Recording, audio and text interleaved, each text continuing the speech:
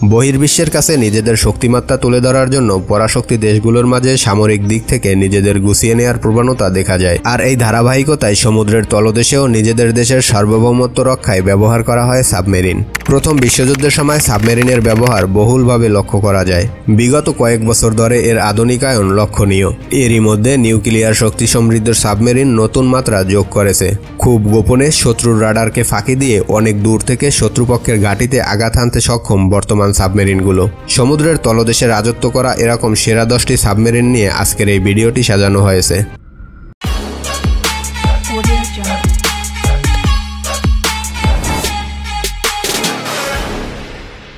Oscar 2 class. তালিকার 10 নম্বরে আছে পৃথিবীর অন্যতম পরাশক্তি Russian submarine Oscar 2 class. Project 949 এবং প্রজেক্ট 949A সোভিয়েত নেভির তত্ত্বাবধানে 1975 সালে তৈরি করা হয় সাবমেরিনটি। প্রায় 97,990 হর্স পাওয়ার ক্ষমতা সম্পন্ন সাবমেরিনটি 107 জন ক্রু নিয়ে ঘন্টায় প্রায় 32 নট অর্থাৎ 59 কিলোমিটার পার আওয়ার গতিতে চলতে পারে। এই সাবমেরিনটির দৈর্ঘ্য 508 ফুট। প্রজেক্ট 949 এর অন্যতম বৃহৎ সাবমেরিন এটি। Ohio class. পৃথিবীর অন্যতম পরাশক্তি যুক্তরাষ্ট্র যে সামরিক দিক থেকে কতটা শক্তিধর তার একটি ধারণা পাওয়া যায় সমুদ্রের তলদেশে দাপিয়ে বেড়ানো তাদের সাবমেরিনগুলো। ওহিও ক্লাস আছে নিউক্লিয়ার পাওয়ার সম্পন্ন ক্ষেপণাস্ত্র সমৃদ্ধ যুক্তরাষ্ট্র নৌবাহিনীর একটি শক্তিশালী সাবমেরিন। এটি প্রায় 560 ফুট লম্বা এবং এর ক্ষমতা 60,000 হর্স পাওয়ার। প্রায় 2.9 বিলিয়ন মার্কিন ডলার ব্যয়ে নির্মিত এই সাবমেরিনটি 1981 সালে যাত্রা শুরু করে। 15 জন অফিসার এবং 100 জন ক্রু নিয়ে সাবমেরিনটি ঘন্টায় প্রায় 25 নট অর্থাৎ 46 কিলোমিটার পার আওয়ার বেগে ছুটতে পারে। শরয়ু ক্লাস।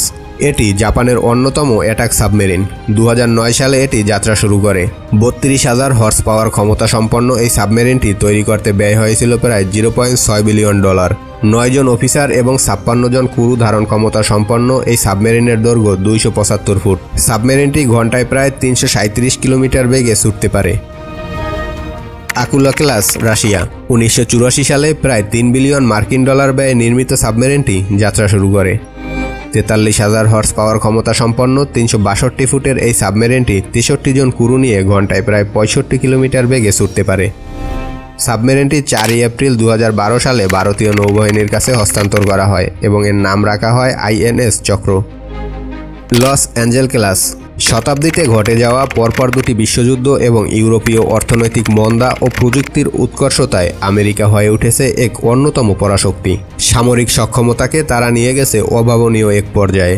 16 জন অফিসার এবং 127 জন ক্রু নিয়ে সমুদ্রের তলদেশে রাজত্ব করে বেড়ায় এই সাবমেরিনটি। 35,000 হর্স পাওয়ার ক্ষমতা সম্পন্ন সাবমেরিনটি ঘন্টায় প্রায় 62 কিলোমিটার বেগে ছুটতে পারে।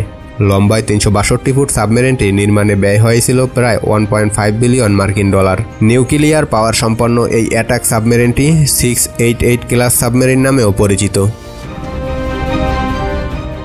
Sierra 2 class Russia. প্রজেক্ট 945 এর তত্ত্বাবধানে এই সাবমেরিনটি তৈরি করা হয়। 1984 সালে যাত্রা শুরু করে এই নিউক্লিয়ার অ্যাটাক সাবমেরিন। 25টি টর্পেডো বহন ও সূক্ষ্মভাবে মাইন স্থাপন করতে সক্ষম এটি। সাবমেরিনটি তৈরিতে খরচ হয়েছিল প্রায় 1.5 বিলিয়ন মার্কিন ডলার। 360 ফুট দৈর্ঘ্যের এই সাবমেরিনটি 61 জন ক্রু নিয়ে 32 নট অর্থাৎ 60 কিলোমিটার পার আওয়ার গতিতে চলতে পারে। গ্লানি ক্লাস রাশিয়া। বর্তমান বিশ্বের অন্যতম পরাশক্তি রাশিয়ার বিগত কয়েক দশক ধরে সামরিক শক্তির আধুনিকায়নের প্রচেষ্টা যথেষ্ট লক্ষণীয়। নিউক্লিয়ার পাওয়ার সম্পন্ন 1993 সালে যাত্রা শুরু করা 458 ফুটের বিশাল এই অত্যাধুনিক সাবমেরিন রাশিয়ার সামরিক শক্তির অন্যতম এক সম্পদ। 43,000 হর্স পাওয়ার ক্ষমতা সম্পন্ন সাবমেরিনটি তৈরিতে ব্যয় হয়েছিল প্রায় 1.6 বিলিয়ন মার্কিন ডলার। 32 জন অফিসার ও 90 জন ক্রু নিয়ে সাবমেরিনটি ঘন্টায় প্রায় 65 কিলোমিটার বেগে ছুটতে পারে। প্রজেক্ট 885 ইয়াসেন এর আদলে তৈরি এই রাশিয়ান সাবমেরিনটি ইয়াসেন ক্লাস নামেও পরিচিত। এটি রাশিয়ান নৌবাহিনীর অত্যাধুনিক নিউক্লিয়ার ক্ষমতা সম্পন্ন অ্যাটাক সাবমেরিন। অ্যাস্ট্রুট ক্লাস। সাম্প্রতিক সময়ে তৈরি হওয়া নিউক্লিয়ার ক্ষমতা সম্পন্ন যুক্তরাজ্যের রয়্যাল নেভির অন্যতম এক সম্পদ। সর্বাধুনিক প্রযুক্তিতে তৈরি এই সাবমেরিনটি ভারী ক্ষেপণাস্ত্র ও টর্পেডো বহনে সক্ষম। 600 কিলোওয়াটের ডিজেল ইঞ্জিন দ্বারা এটি পরিচালিত। প্রায় 318 ফুট লম্বা এই সাবমেরিনটি তৈরিতে খরচ হয়েছিল প্রায় 2 বিলিয়ন মার্কিন ডলার। 12 জন অফিসার ও 110 জন ক্রু নিয়ে সাবমেরিনটি ঘন্টায় প্রায় 56 কিলোমিটার গতিবেগে ছুটতে পারে। শত্রুপক্ষের রাডারকে ফাঁকি দিয়ে সমুদ্রের তলদেশে প্রায় 390 মিটার গভীরতা দিয়ে চলতে পারে এটি। ভার্জিনিয়া ক্লাস, যুক্তরাষ্ট্র। এটি SSN 774 ক্লাস নামেও পরিচিত। নিউক্লিয়ার ক্ষমতাসম্পন্ন ক্ষেপণাস্ত্র হামলায় সক্ষম এই সাবমেরিনটি 2004 সালে যাত্রা শুরু করে। সমুদ্রের প্রায় 800 ফুট গভীরে ঘন্টায় প্রায় 46 কিলোমিটার বেগে চলতে পারে এটি মার্কিন নৌবাহিনীর সর্বাধুনিক প্রযুক্তিতে তৈরি। 40,000 হর্স পাওয়ার ক্ষমতা সম্পন্ন এই সাবমেরিনটি তৈরিতে খরচ হয়েছিল প্রায় 3.2 বিলিয়ন মার্কিন ডলার। লম্বায় 377 ফুট এই সাবমেরিনটিতে 15 জন অফিসার সহ 117 জন ক্রু অবস্থান করতে পারেন। সি উলফ ক্লাস, যুক্তরাষ্ট্র। এই তালিকার শীর্ষে অবস্থান করছে বর্তমান সময়ে সর্বোচ্চ ক্ষমতা সম্পন্ন সাবমেরিন যুক্তরাষ্ট্রের সি উলফ ক্লাস। 1997 সালে এই নিউক্লিয়ার অ্যাটাক সাবমেরিনটি যাত্রা শুরু করে। লস অ্যাঞ্জেলস ক্লাসের আদলে তৈরি করা হয়েছিল সাবমেরিনটি। এটি তৈরিতে খরচ হয় প্রায় 5 বিলিয়ন মার্কিন ডলার। এর দৈর্ঘ্য প্রায় 353 ফুট। 45,000 হর্স পাওয়ার ক্ষমতা সম্পন্ন এই সাবমেরিনটি 14 জন অফিসার ও 126 জন ক্রু নিয়ে ঘন্টায় প্রায় 65 কিলোমিটার গতিবেগে চলতে পারে।